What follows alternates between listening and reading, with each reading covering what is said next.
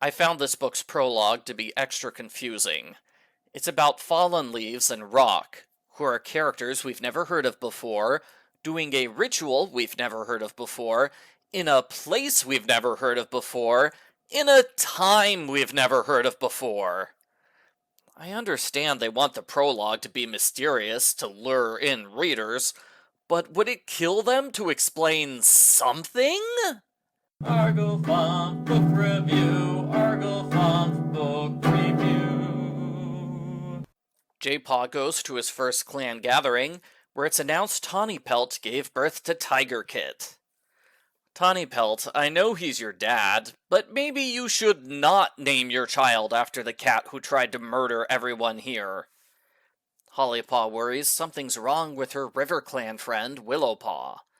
Lionpaw is anxious around Heatherpaw. He worries they won't get a chance to talk in private. She must feel the same way, because she asks him to meet her at the border tomorrow night for some fun. Soon enough, Lionpaw and Heatherpaw are sneaking out every night to play moss ball together. When Hollypaw catches them, she threatens to tell Dad if they don't stop. What a tattletale.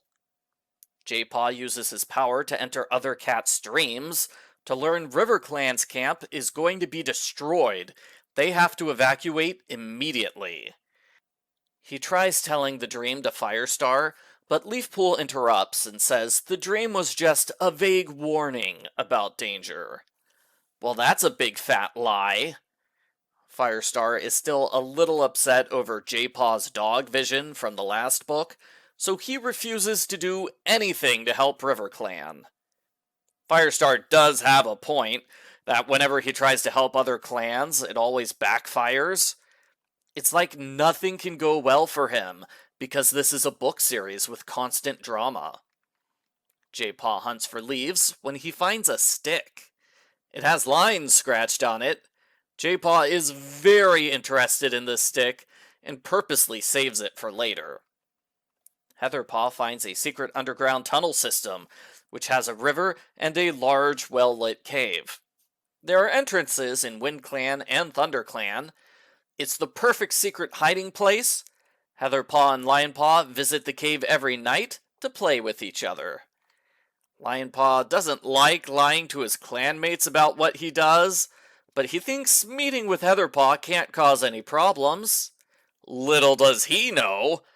Whenever he goes through the tunnel entrance, he brushes up against dead villains Tigerstar and Hawkfrost. So the tunnel is somehow connected to the afterlife for evil cats? Don't ask me how this works because I have no idea. Firestar officially declares Millie as a ThunderClan warrior.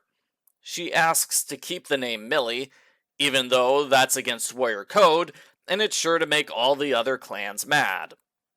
Firestar is interrupted just as he's about to say her new warrior name out loud. I wonder what her warrior name was going to be. Maybe Maleficent? I tried looking online, but I was distracted by the suggestion that Graystripe's kitty pet girlfriend should have been Firestar's sister princess. And wow, I 100% agree, that would have been amazing. Cinderpaw breaks her leg falling out of a tree. Leafpool has a large overreaction and says, "Not again!" This, and a visit to Cinderpaw's dream, makes Jaypaw realize Cinderpaw is the reincarnation of Cinderpelt. Leafpool insists this is top secret information that they can't tell Cinderpaw. Jaypaw's a little mad because this is like his third dream vision in a row that Leafpool has tried to cover up. She pressured him into becoming a medicine cat due to his great visions, but she keeps trying to stop his visions. Make up your mind, Leafpool. She keeps claiming that she's doing the will of StarClan. Jaypaw brings up the great point that many of the StarClan cats had less than stellar judgment when they were alive. Why does everybody think they have perfect judgment now that they're dead? On the other hand, death has noticeably improved Blue Star's judgment. WindClan causes problems by hunting squirrels near the border. Why are they hunting their non-standard prey in a non-standard area? There's an argument and a report to the clan leaders. Again, Firestar decides not to do anything. Riverclan evacuates their camp. They're all living on the island now.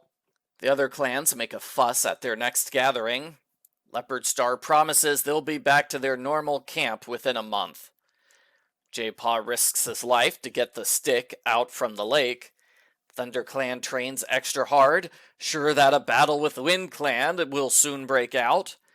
This causes problems for Lionpaw, who's still sneaking out to meet a WindClan warrior every night. He is too tired to stay awake through training. Tigerstar's ghost appears. Earlier, any cat could see him. Now, only Lionpaw can see him. I wonder what Tigerstar did to change the rules of who can and can't see him. Tigerstar gives Lionpaw some great fighting tips. Brambleclaw seems a little suspicious when he sees Lionpaw's new moves. Hollypaw wants to prevent the upcoming battle, so she sneaks onto Riverclan territory to see what's happening. The river cats are building a dam to discourage human children from getting too close to their camp. Even though Hollypaw only has good intentions, she is captured by Riverclan warriors and treated as a spy. ThunderClan reacts badly to Hollypaw's disappearance. Leafpool orders Jaypaw to have a vision for her. I thought he would be happy to help save his sister, but no, he doesn't like being told what to do. Instead, he runs away to his stick. Because why not have him obsess over a stick for a third chapter? We finally learn why the stick is so important. It's the stick that Rock was playing with in the prologue. There's a borderline scuffle with WindClan. Lionpaw's feelings for Heatherpaw get in the way of him fighting at full strength. He realizes he has to stop meeting with Heatherpaw. She's very upset when he tells her the bad news. Off-screen, Jaypaw has the vision, which shows where Hollypaw is. Her mother comes to pick her up.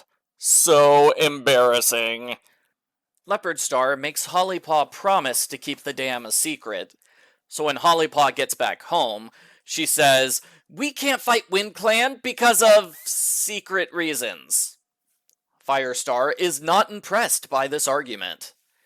Firestar sends Jaypaw and Leafpool as peaceful visitors to WindClan to ease tensions between the two clans and make sure they're not fighting for no reason. For a peaceful meeting, there is a lot of arguing and accusations. Leafpool leans heavily on the fact that there's no real proof Riverclan plans to invade anyone. The meeting is interrupted with proof that Riverclan plans to invade. Talk about bad timing.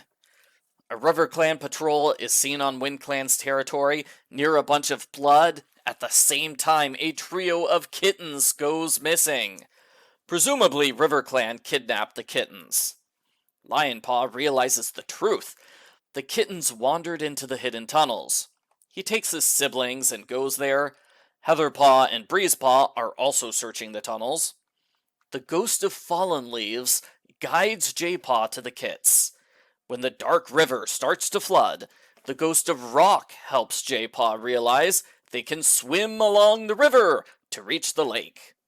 It's nice that the ghosts of fallen leaves and Rock help out, but I still have no idea who the characters are.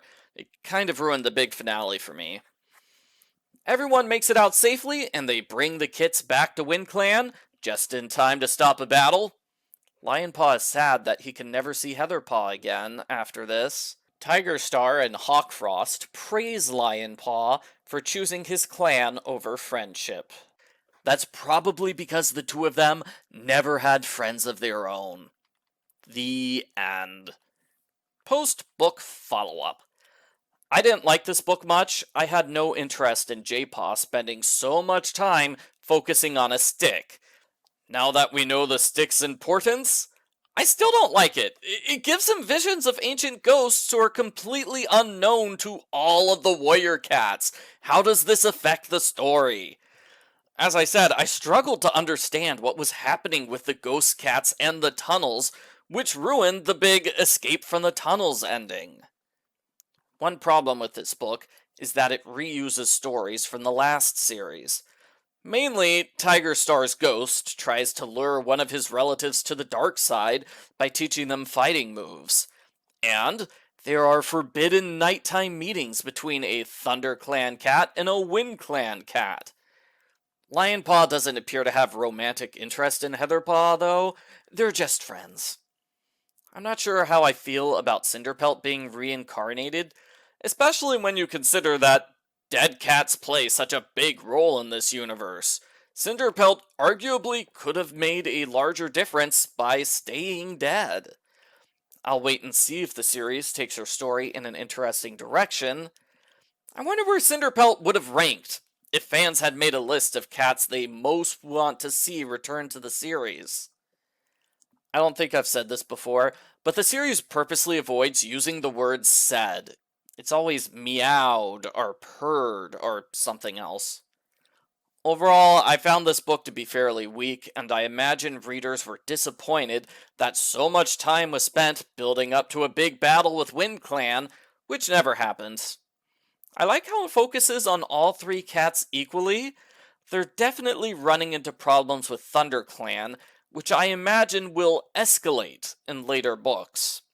I give Warriors Power of 3 number 2, Dark River, a 3 out of 10.